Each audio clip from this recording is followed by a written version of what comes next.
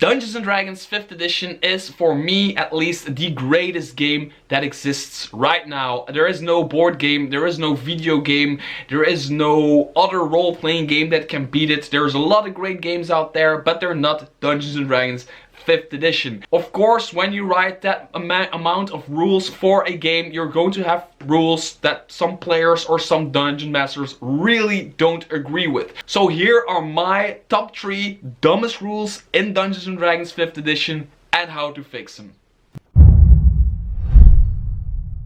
Hi there and welcome to the channel. If you are one of the new people that subscribe to my channel and is watching my videos, normally you would see me standing in front of this camera reviewing all kinds of third-party Dungeons & Dragons module like you see behind me, but I have many more at home, and that's the main thing I do. I read third-party modules, and if I like them, I feature them on my channel. But right now, due to the current COVID-19 quarantine situation, I just wanted to sit down for a bit and talk to you guys about 3 rules that I really don't like in Dungeons & Dragons and how I kind of fix them or go around them.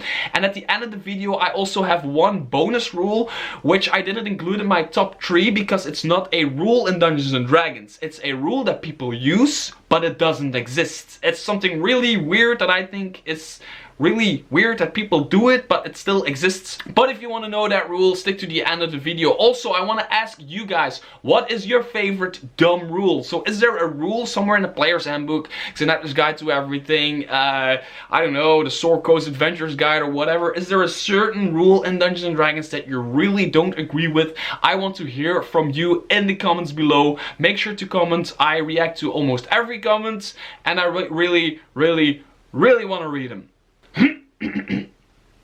When you finish a long rest during which you slept in medium or heavy armor, you regain only 1/4 of your spent hit dice, with a minimum of 1, of course.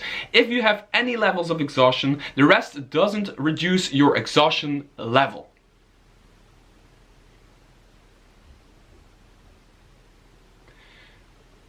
Are we playing a game where people are meant to be heroes and fighters fighting hydras and dragons? Or are we playing a sim game? Because I can always go play Animal Crossing if I want to, but I really do not agree with this rule in the Xenakis Guide to Everything, because I just think it doesn't feel heroic. It also just doesn't make sense in any way. Of course, I can see sleeping in a heavy armor sets, a full scale heavy armor set, it's not easy. And if you give me one of those armor sets and put me to bed or in the forest, I will not sleep very well. I will be exhausted after that sleep. I will not sleep very well because I will be like sleeping like this, and if I need to pee, I need to go in my armor, but whatever. I'm not proficient with heavy armor as a person. But a fighter, for example, let's say a level 7 or 8 fighter, a level 7 fighter, who is a badass?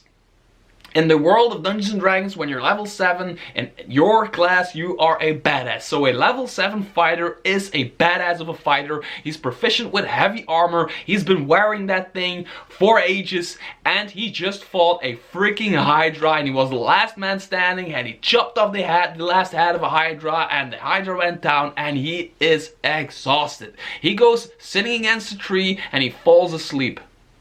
He's proficient with heavy armor. He's a freaking dude that defeats Hydras, defeats dragons, defeats, I don't know, other creatures in the Monsters Manual which are even worse than Hydras and dragons.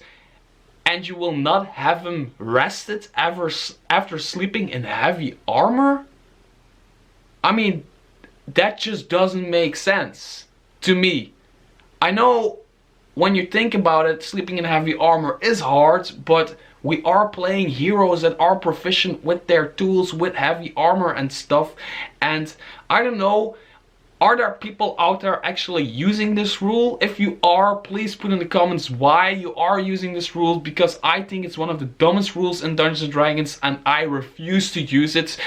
So how do I fix this rule? Well, I don't use it. Before I forget, I have email notifications enabled on YouTube, which means that every time somebody subscribes to my channel, which you can do right here, there is a thingy right here in the video itself, you can click it and subscribe. Every time somebody does that, I get an email, which happened more than 3,700 and a bit times right now. And I always feel completely amazing when that happens, when it pops up on my phone. I'm like, wow, a new subscriber, cool. So make sure to hit the subscribe button. Thank you. Rule number 3 that I really don't like in Dungeons & Dragons is the prone mechanic. And I'm not talking about the actual prone mechanic, being prone and disadvantage on attacks and everything. I like that part very much. It's the getting up from prone that I do not like. Because right now in the rules as written, you spend half your speed to get up from prone. Which basically means that a fast person stands up slower than a slow person. So take for example a tabaxi with like 40 speed, I don't know how much speed. Take a creature, a character with 40 speed, or a dwarf with 20 speeds. The dwarf will only spend 10 feet of movement to get up, while the tabaxi or the other person that is really fast, like say a rogue with 40 speed, spends double that. He spends 20 speed to get up from prone. Which means that the fast person goes prone and suddenly he becomes this slow ass person trying to get up from the floor. Just don't think that makes sense. And I know they try to have just a basic, really easy ruling for that, and I absolutely appreciate that. The way I rule it is very simple. For me, getting up from prone takes 15 speed. Done. It takes 15 speed. If you only have 20 speeds, getting up from prone takes 15 of your speed and you have 5 left.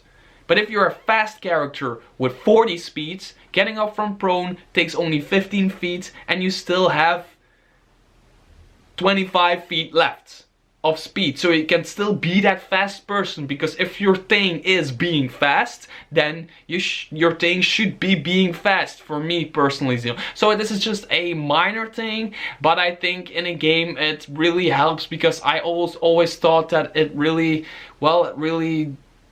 didn't really make sense to punish faster players for being fast, and if they go prone suddenly they become very slow, which for me doesn't make sense. So I rule it as 15 feet to get up, or you can rule it as 10 feet to get up, or whatever. Anyway, that's how I rule it, and that's how we play it in my game. Rule number 3.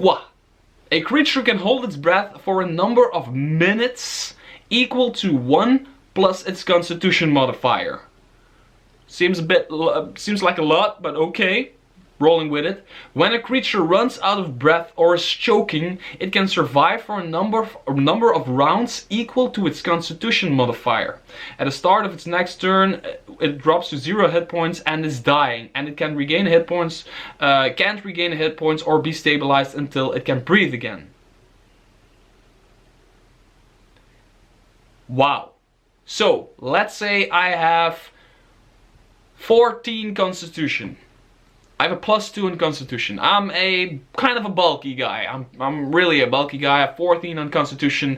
I can run a marathon, everything, and I can hold my breath while in combat, while being stressed out, while somebody grabs me by the hair and puts me under and he tries to drown me. So there's panic, there is action, and I've been fighting for an hour already or whatever. I can hold my breath for 3 minutes.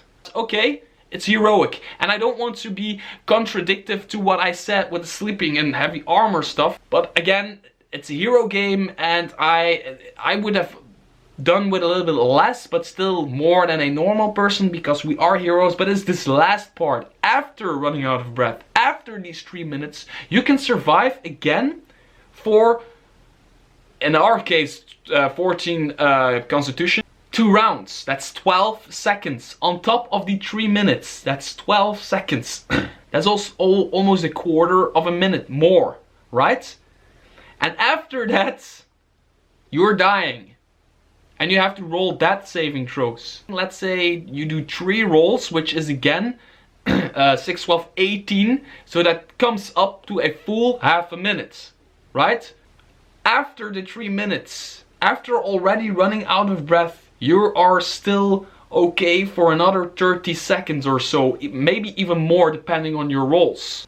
You will be holding your breath forever. For the entire combat. Most combats don't even take 3 minutes in game time. The way I rule it, personally, it doesn't really happen that much in my game, Suffocation, but when it happens, I rule it. It's very simple. I just do the Constitution modifier +1.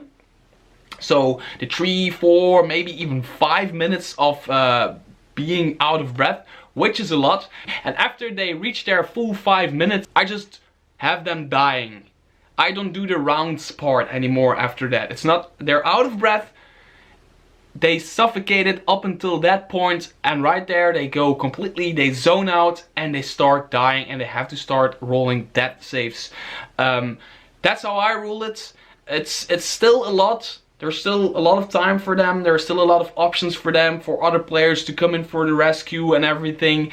But it just feels a little bit more realistic. I just go straight to death saving throws. That's the kind of DM I am. So those were my 3 dumbest rules in Dungeons and Dragons. To my opinion, I really want to hear from you. What are your 3 dumbest rules in Dungeons and Dragons? Now for the bonus rule, which isn't really a rule in Dungeons and Dragons, but people do it anyway. And that's, you can probably guess it, it's rolling critical successes on ability checks. I really don't agree with that. People are still doing that. There's tons of people doing that. I saw polls on Twitter, on Facebook, everywhere, where they ask people, do you do it or don't you do it? And most of the people don't do it, but there's still a lot of people doing it, and I just think it doesn't make sense.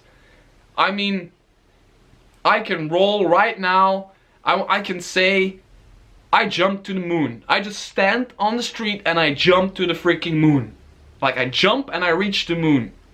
I have a 5% chance for that to actually happen if critical successes are a thing in my game.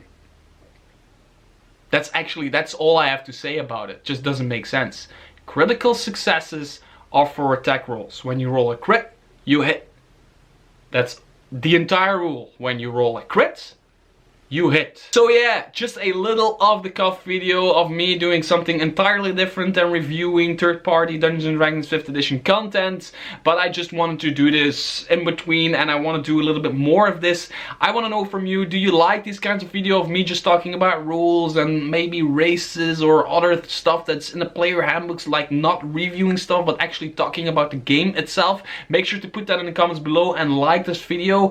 I really want to know. If you do, I will create more of these. I will just throw my opinion to you guys, and if you want to listen, that's okay, and that's perfectly fine, and I like that and I love that. Now, just to give you a sneak peek, the next book I am reviewing is actually 2 books. It's Adventures in Middle-earth.